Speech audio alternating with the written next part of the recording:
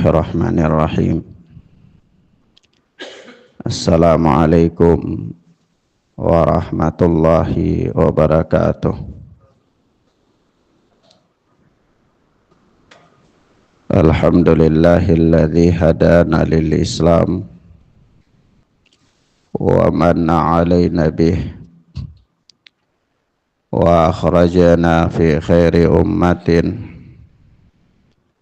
fanas'aluhu at-taufiqa lima yuhibbu wa yarda wal hifdha mimma yakrahu wa yaskhat. Fanusalli wa nusallimu ala habibina wa sayyidina Muhammad ibn Abdullah wa ala alihi wa ashabihi wa man tabi'ahum bi ihsanin ila yaumil qiyamah. Amma ba'd. Ikhwan wa akhwat rahimani wa rahimakumullah, kita lanjutkan pelajaran kita dengan kitab Aqidatus Salaf Ashabul Hadis oleh Al-Imam Abu Uthman As-Sabuni rahimana wa rahimahullah. Selanjutnya berkata Al-Imam As-Sabuni, wala ya'taqiduna tashbihan li sifatihi bi sifati khalqih, dan mereka ashabul hadis tidak meyakini adanya penyerupaan bagi sifat-sifat Allah dengan sifat-sifat makhluknya. Fayaquluna innahu khalaqa adama biyadih, dan mereka meyakini bahwasanya Allah subhanahu wa ta'ala menciptakan Adam alaihi salatu wassalam dengan tangannya. Kama nassa subhanahu alaihi fi qawlihi azza min qail, sebagaimana yang difirmankan oleh Allah dalam firman-Nya, qala ya iblis ma mana'aka an tasjuda lima khalaqatu biyadayya. Allah berfirman, wahai iblis, apa yang menghalangi engkau untuk sujud kepada makhluk yang telah aku ciptakan dengan kedua tanganku? Wala yuharrifuna al-kalama an mawadhi'ihi, dan mereka ahlul hadis, mereka tidak melakukan tahrif terhadap firman Allah dari makna yang sebenarnya. Bihamlil yadaini ala ni'mataini awil quwwataini, dengan cara membawa lafaz kedua tangan Allah kepada kedua nikmat atau kedua kekuatan. Tahrifal Mu'tazilah wal Jahmiyah, seperti tahrifnya Mu'tazilah dan Jahmiyah. Ahlakahumullah, semoga Allah subhanahu wa ta'ala membinasakan mereka. Wala yukayyifunahuma bikayfin aw yushabbihunahuma bi aidil makhluqina tashbihal musyabbihah, dan mereka juga ahlul hadis tidak bertanya tentang bagaimana kaifiyah, bagaimana bentuk tangan Allah subhanahu wa ta'ala itu. Au yushabbihunahuma bi aidil makhluqina, juga mereka tidak menyamakan kedua tangan Allah itu dengan kedua tangan makhluk.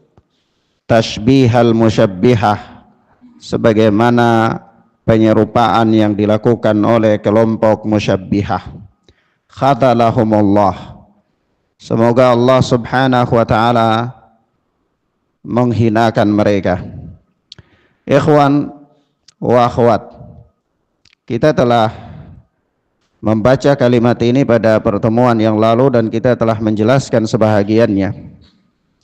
Di sini kita tambahkan bahwasanya di antara kelompok yang menyimpang dalam memahami nama-nama dan sifat-sifat Allah, itu ada dua kelompok yang paling berbahaya, yang kelompok-kelompok yang lainnya yang tersesat ikut di dalamnya atau merupakan bagian darinya. Di antaranya adalah kelompok musyabbihah. Kelompok musyabbihah yang disinggung oleh Al-Imam As-Sabuni rahimana wa rahimahallah di sini. Apa itu kelompok musyabbihah?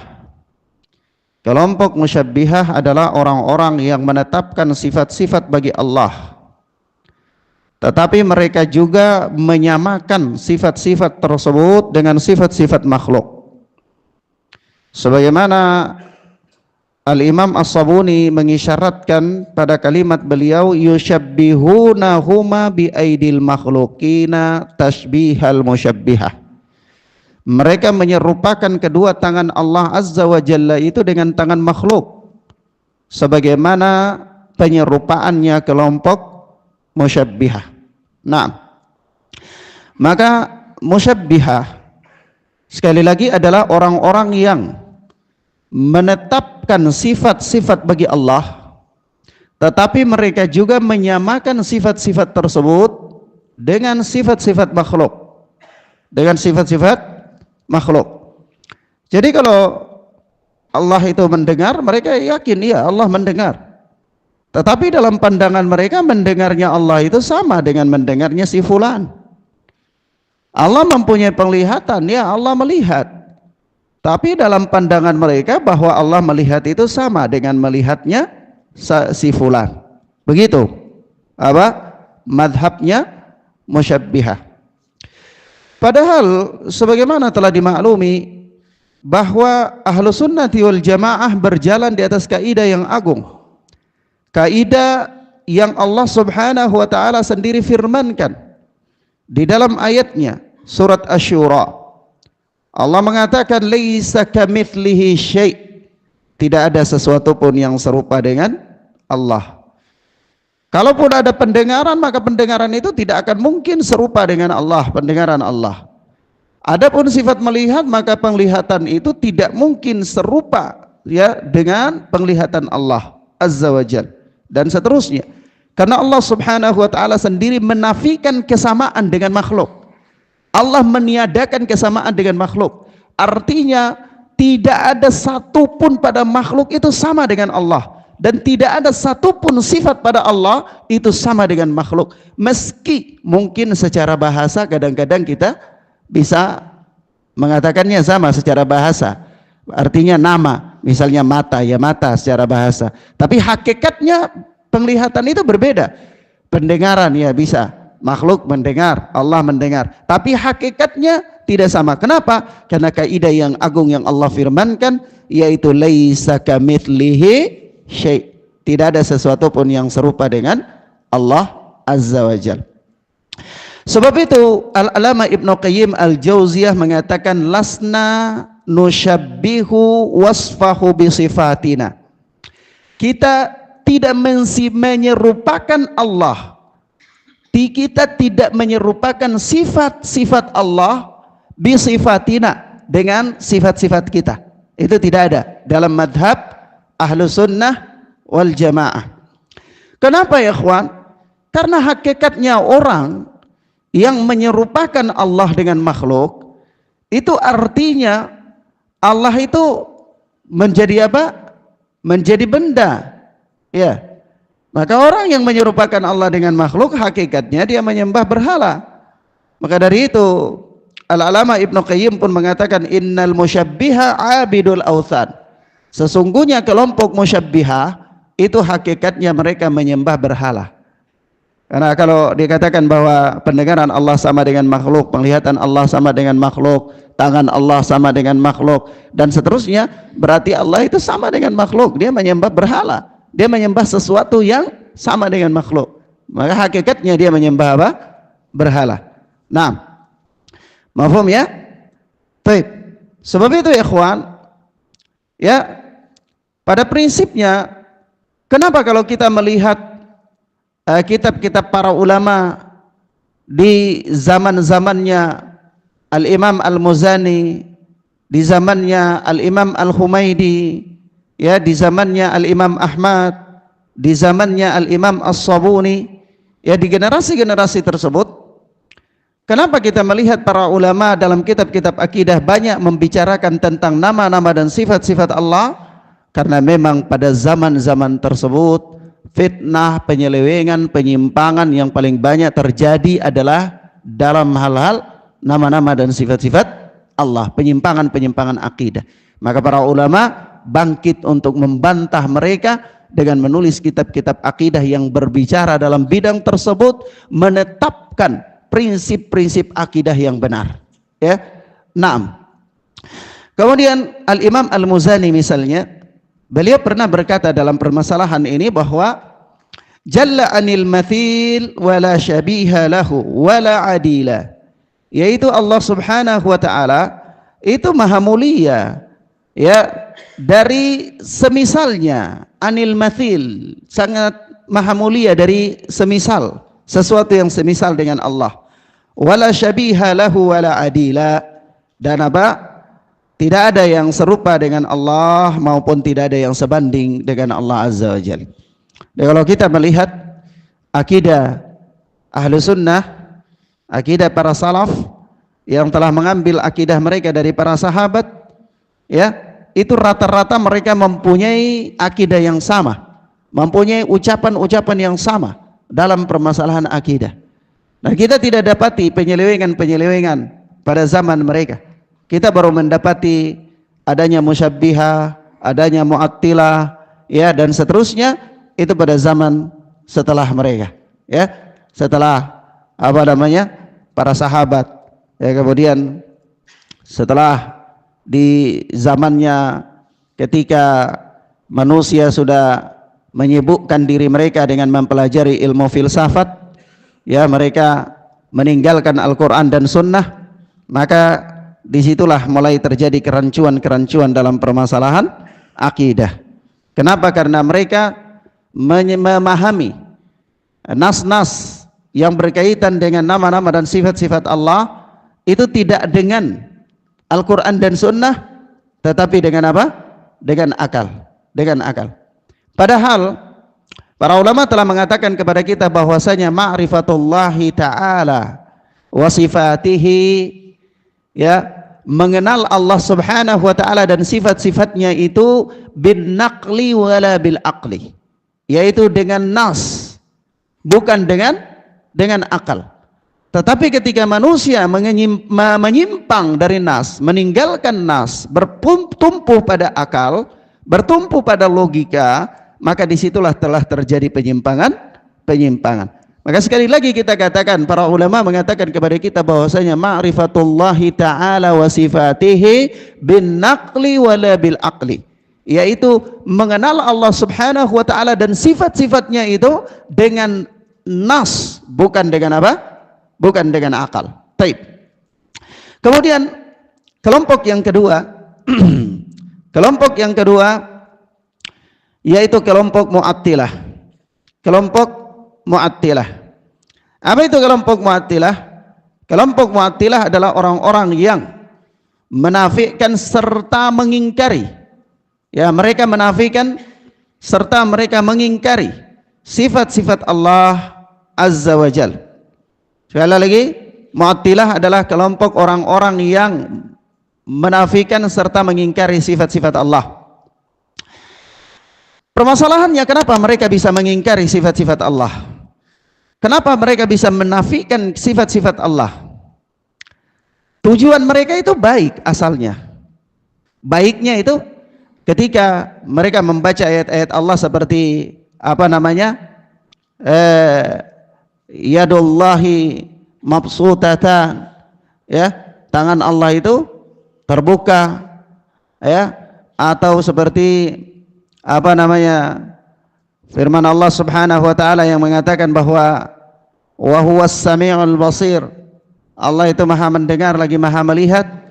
Maka kelompok Mu'attilah mereka kemudian terbayang dalam pemikiran mereka, kalau Allah itu mendengar dan melihat berarti ini sama dengan makhluk.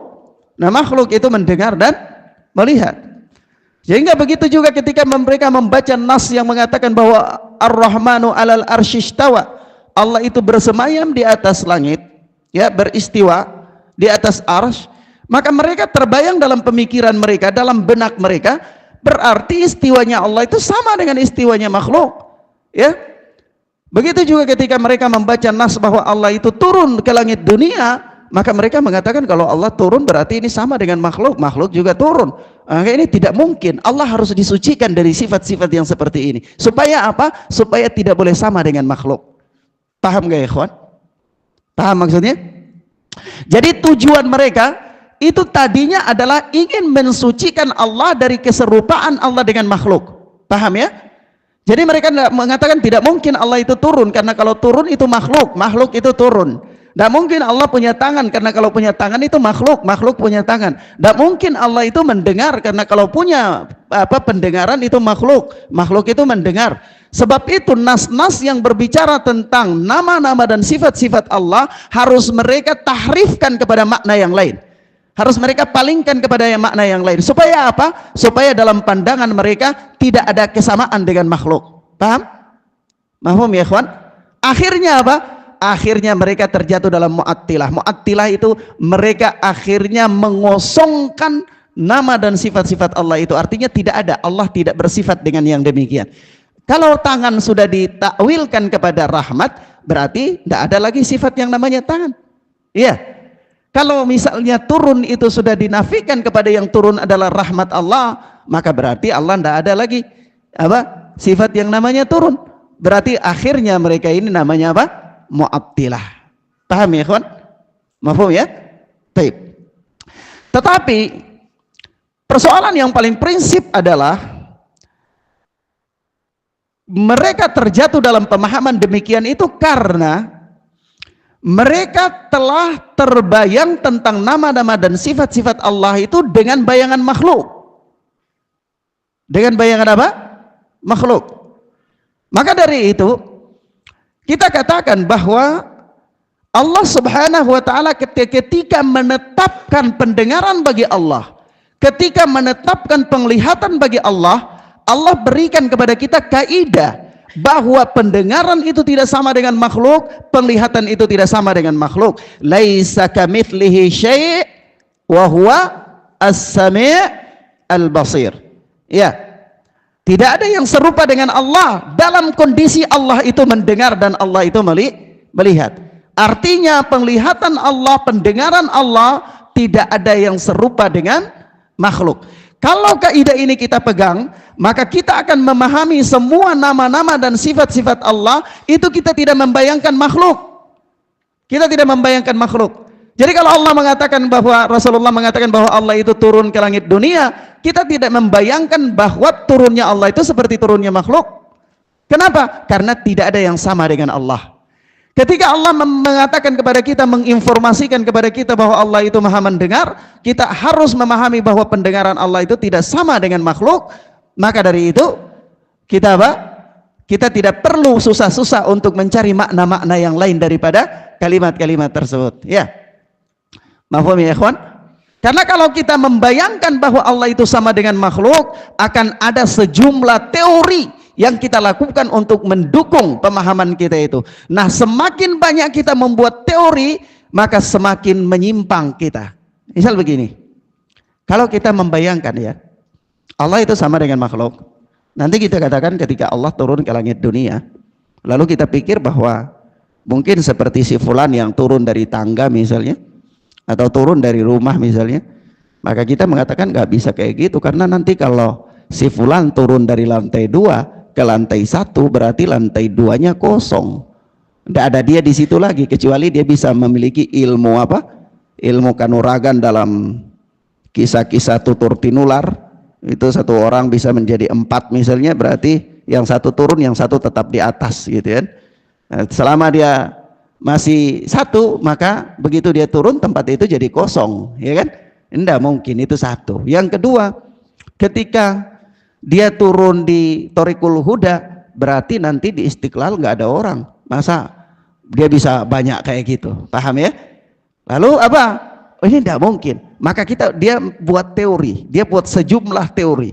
Kenapa? Dia terjebak dengan pemikirannya sendiri. Jadi dia berkutat dalam pemikirannya. Dia berpikir, kemudian dia buat kaidah untuk membantah pemikirannya, begitu. Dia pikir lagi, dia buat kaidah untuk membantah pemikirannya. Akhirnya dia berkutat dalam pemikirannya. Mafhum ya, ikhwan? Tapi kita katakan tidak seperti itu. Kita katakan Allah tidak seperti itu. Kenapa Allah tidak seperti itu? Karena Allah tidak sama dengan apa yang Anda pikirkan. Ya. Kalau Allah tidak sama dengan apa yang Anda pikirkan, khalas, kita nggak perlu berkutat dalam pemikiran kita tentang nama-nama dan sifat-sifat Allah Azza wa Jalla. Baik. Mafhum sampai di sini, ikhwan? Nah, kemudian di dalam ya Mu'attilah ini ada 2 kelompok yang bahaya. Ada 2 kelompok yang bahaya dalam kelompok Mu'attilah. Yaitu yang pertama adalah kelompok Jahmiyah. Kelompok Jahmiyah yang disinggung oleh Al-Imam As-Sabuni di sini, kata beliau, yaitu apa? Bihamlil yadaini ala ni'mataini awil quwataini tahrifal mu'tazilati wal Jahmiyah. Ya. Ya, mereka melakukan tahrif terhadap kalam Allah dari tempatnya dengan membawa makna kedua tangan pada kedua nikmat atau kedua kekuatan, sebagaimana ya tahrifnya Mu'tazilah dan Jahmiyah. Nah, kita katakan kelompok yang paling berbahaya di dalam Mu'attilah ini salah satunya adalah Jahmiyah. Yang pertama Jahmiyah. Apa itu Jahmiyah? Jahmiyah adalah mereka meniadakan seluruh nama-nama dan sifat-sifat Allah. Mereka hanya menetapkan zat bagi Allah. Ya, mereka hanya menetapkan zat bagi Allah. Naam. Jadi menurut Jahmiyah, Allah itu tidak punya nama-nama dan tidak punya sifat-sifat. Tapi zat Allah ada. Zat Allah ada. Begitu. Paham ya? Ada zat tapi tidak ada nama dan tidak ada apa? Sifat. Itu menurut Jahmiyah. Naam. Jadi mereka akidah ini itu akidah al-adam. Akidah ini yang sering bawa-bawa oleh sekelompok orang, ya, orang-orang yang telah terrasuki pemikiran Maturidiyah, pemahaman Maturidiyah. Jadi mereka mengatakan Allah itu ada tapi tidak ada. Al-adam. Hakikatnya Allah itu tidak ada. Kenapa ya? Ada nama, ada zat, tidak ada nama, tidak ada sifat. Jadi Allah itu sesuatu yang ya dia yakin ada tapi hakikatnya yang tidak ada. Tidak ada nama, tidak ada sifat begitu. Nah, ini akidah Maturidiyah. Akidah apa? Maturidiyah. Orang-orang Maturidiyah dia terjangkiti penyakit apa? Jahmiyah dalam nama-nama dan sifat-sifat Allah Azza wa Jalla. Nah, Jahmiyah mengatakan bahwa Allah itu tidak punya nama dan tidak punya sifat. Tapi zat Allah ada nggak? Ada. Zat Allah itu ada. Ya, zat Allah ada, tidak punya nama, tidak punya sifat. Jadi Allah itu al-adam. Allah itu ada tapi tidak ada. Allah ada tapi tidak ada. Akhirnya puyeng, ya, pusing sendiri. Ya, dia menyembah sesuatu yang tidak ada, yang kosong dari nama dan sifat-sifat Allah Azza wa Jalla. Taib. Yang kedua, kelompok yang kedua dari kelompok Mu'attilah ini adalah Mu'tazilah. Mu'tazilah. Apa itu Mu'tazilah? Ya, mereka menetapkan ya suatu nama bagi Allah, namun mereka menolak sifat secara keseluruhan. Mereka menetapkan nama bagi Allah, tapi mereka menolak sifat. Jadi Allah itu punya nama tanpa sifat. Kelompok Mu'tazilah itu mereka mengatakan Allah punya nama tanpa sifat. Yani Allah itu memang punya nama As-Sami', itu nama Allah. Tapi Allah tidak punya sifat mendengar. Gitu. Ya, padahal ini menyelisihi kaidah yang kita sampaikan ya. Kaidah yang kita sampaikan di awal adalah nama-nama Allah itu adalah sifat-sifat Allah Azza wa Jalla. Ya. Tapi kalau Mu'tazilah mengatakan bahwa nama-nama Allah iya, tapi tidak ada sifat. Dia menolak sifat-sifat Allah. Dia menetapkan nama Allah namun dia menolak sifat Allah. Jadi Allah mempunyai nama As-Sami', Allah mempunyai nama Al-Basir. Tetapi apa? Allah tidak punya sifat melihat, Allah tidak punya sifat mendengar. Naam. Mafhum ya ikhwan? Nah, itu menurut apa? Menurut Mu'tazilah. Maka kita katakan ini juga keliru. Ini juga keliru. Kenapa? Karena kalau Allah punya nama tidak punya sifat, maka sesuatu yang dia menyembah sesuatu yang tuli buta, yang tidak punya kudrah, tidak punya kemampuan, ya, nah, ini batil. Ini tentu apa? Batil. Maka ikhwan fiddin azani Allah wa iyyakum, akidah yang benar adalah akidah Ahlus Sunnati wal Jamaah yang dipegang oleh ashabul hadis, yaitu mereka menetapkan nama-nama dan sifat-sifat Allah, tapi mereka mengingkari adanya penyerupaan. Mereka juga tidak memalingkan makna tersebut dari makna yang sebenarnya. Mereka juga tidak apa? Bertanya tentang bagaimana bentuk nama dan sifat Allah itu. Apa yang mendorong mereka seperti itu?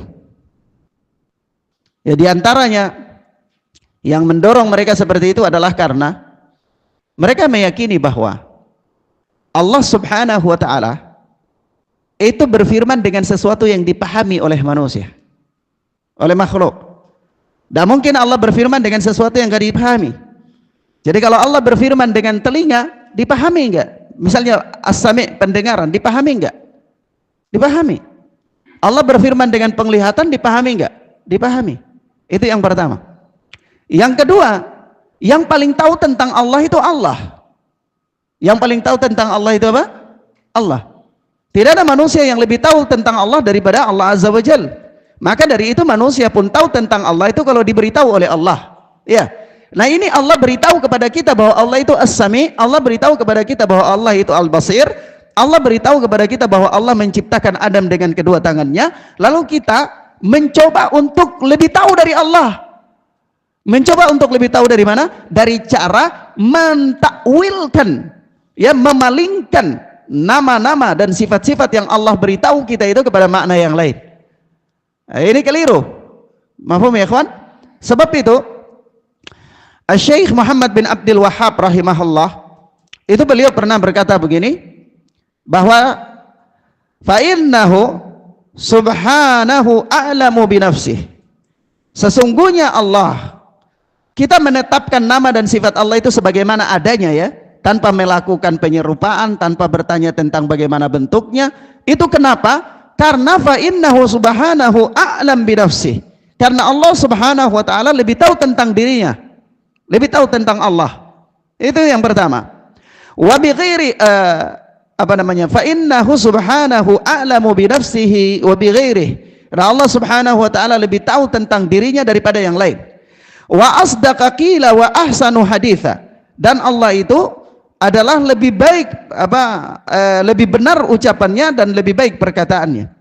Karena Allah berfirman dengan sesuatu itu yang paling baik, ya, yang bisa dipahami, bisa dipahami. Jadi kalau Allah berbicara dengan sesuatu yang paling baik, yang paling dipahami, maka kalau manusia tidak mampu untuk memahaminya, kita katakan bahwa Allah lebih tahu daripada kita tentang itu. Jadi kita menetapkan apa yang Allah tetapkan, sudah.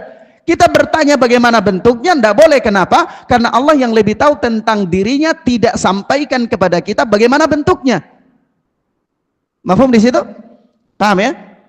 Jadi misalnya Allah katakan begini, Allah berfirman, ya, ya iblis ma mana'aka antas juda lima khalaqatu bi yadayya. Hei iblis, apa yang menyebabkan engkau tidak mau sujud kepada makhluk yang aku ciptakan dengan tanganku sendiri? Allah beritahu, Allah yang lebih bagus ucapannya, Allah yang lebih benar ucapannya, Allah yang lebih tahu tentang dirinya, mengabarkan kepada kita bahwa Allah menciptakan iblis dengan tangan, tapi Allah tidak mengabarkan kepada kita bagaimana bentuk tangan Allah. Paham ya ikhwan? Maka kita tetapkan apa yang diberitahu oleh Allah saja. Kita tidak bertanya tentang apa yang tidak diberitahu oleh Allah. Kenapa? Allah lebih tahu tentang Allah daripada diri Allah Azza wa Jal, daripada selain Allah Azza wa Jal. Begitu. Mafhum ya ikhwan? Sampai di sini paham ya? Baik. Sebelum ana bacakan kalimat berikutnya, antum paham di sini? Ya. Kemudian kata Al-Imam As-Sabuni, wa qad a'ada Allah Ta'ala ahla sunnati min tahrifi wa takyifi wa tashbih wa manna alaihim bit ta'rifi wa tafhim hatta salaku subul at-tauhid wa tanzih wa tarakul qawla bit ta'til wa tashbih wattaba'u qawla wattaba'u qawlallahi azza wa jal laisa kamitslihi syai'un wa huwas samiul basir. Ya, dan Allah Ta'ala telah menjaga ahlu sunnati wal jamaah dari tahrif. Nanti kita sebutkan apa itu tahrif. Dari tahrif, dari takyif, dari tashbih. Allah telah menjaga ahlu sunnati wal jamaah dari tahrif, takyif, tashbih. Ini istilah-istilah dalam memahami nama-nama dan sifat-sifat Allah. Wa manna alaihim bit ta'rifi wat tafhim. Dan Allah telah memberikan anugerah kepada ahlu sunnati wal jamaah dengan pengertian yang benar dan pemahaman yang benar. Hatta salaku subula at-tauhid wa tanzih, sehingga mereka menempuh jalan tauhid. Mereka menempuh jalan tauhid. Wa tarakul qawla bit ta'til wa tashbih, sehingga mereka berpaling dari pemahaman ta'til dan pemahaman tashbih. Wattaba'u qaulallahi azza wa jal, mereka mengikuti firman Allah, laisa kamitslihi syai' wa huwas samiul basir. Tidak ada yang serupa dengan Allah dalam kondisi Allah itu as-sami' al-basir. Naam. Baik. Mafhum ya ikhwan? Jadi ucapan Al-Imam As-Sabuni ini menerangkan kepada kita bahwa ahlu sunnah menempuh jalan yang telah dirahmati oleh Allah, jalan yang dianugerahkan oleh Allah. Ahlu sunnah menyelisihi kelompok-kelompok yang sesat, ya, sehingga mereka tidak melakukan tahrif, penyelewengan makna, wa takyif, tidak bertanya bagaimana bentuknya, tashbih, penyerupaan dengan makhluk. Ahlu sunnah tidak melakukan itu. Kenapa? Karena Allah Subhanahu wa ta'ala memberikan anugerah kepada mereka untuk menempuh jalan tauhid, yaitu mengesahkan Allah dalam nama-nama dan sifat-sifat Allah. Mengesahkan Allah dalam nama-nama dan sifat-sifat Allah, artinya Allah itu punya nama-nama tersebut namun esa, tidak ada kemiripan dengan satu makhluk pun, begitu. Ya, itulah jalan yang ditempuh oleh ahlu sunnati wal jamaah. Mereka menempuh jalan itu karena berpegang teguh dengan firman Allah, laisa kamitslihi syai'un wa huwas samiul basir. Tidak ada yang serupa dengan Allah, dan Allah itu maha mendengar lagi maha melihat. Baik. Demikian ikhwan fiddin azzani Allah wa iyyakum.